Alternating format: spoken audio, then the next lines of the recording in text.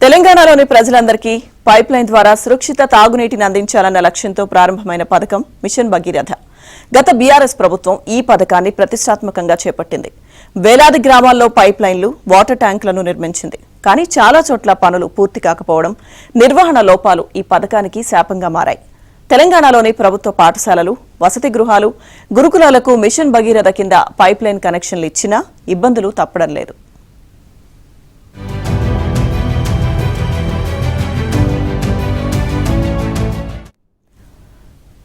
మారుమూల ప్రాంతాల్లోని పాఠశాలలు, గురుకులాలు, వసతి గృహాల్లో పరిస్థితి దారుణంగా ఉంది. విద్యార్థులు బోరు నీళ్లు తాగాల్సిన పరిస్థితి ఉంది.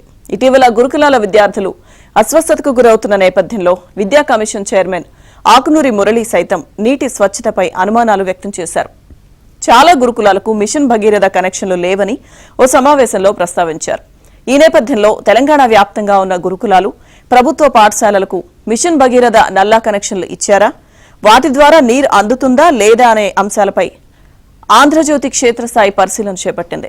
చాలా పాఠశాలలకు నల్లా కనెక్షన్లు లేకపోవడం, ఉన్న వాటి ద్వారా నీళ్లు రాకపోవడం, అపరిశుభ్ర ట్యాంకులు, బోరు నీటిని వినియోగించడం ఇలా అనేక సమస్యలను గుర్తించింది.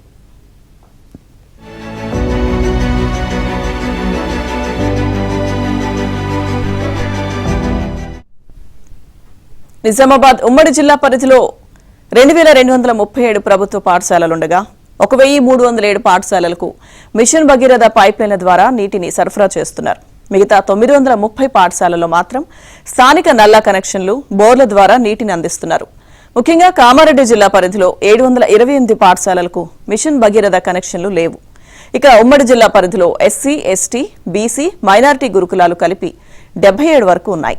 వీటిలో 42 గురుకులాలకు ప్రభుత్వ భవనాలుండగా మిషన్ భగీరథ కనెక్షన్లతో పాటు ఆర్వో ప్లాంట్ల ద్వారా నీటిని అందిస్తున్నారు.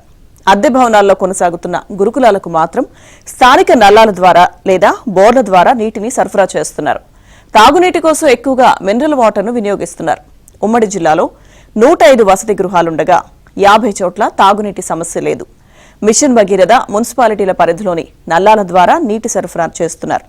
మిగతా వసతి గృహాల్లో బోర్ల ద్వారా నీటిని అందిస్తున్నారు.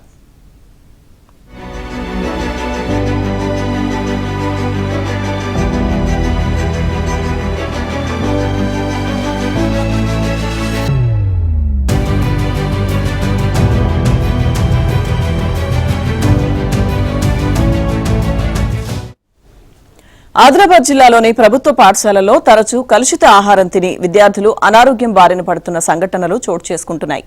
ఇందుకు ఆహారంతో పాటు తాగునీరు కారణమేనన్న వాదన వినిపిస్తుంది. ఆదిలాబాద్ జిల్లాలో 271 ఉన్నత పాఠశాలలు, 50 గిరిజన ఆశ్రమ పాఠశాలలు, 14 కస్తూర్బా గాంధీ గురుకులాలు, 7 మోడల్ స్కూళ్లు, అలాగే 2 తెలంగాణ మైనారిటీ రెసిడెన్షియల్ గురుకులాలు, 12 ఎస్సీ గురుకులాలు, 23 ఎస్టీ గురుకులాలు, బీసీ గురుకులాలు 2 ఉన్నాయి.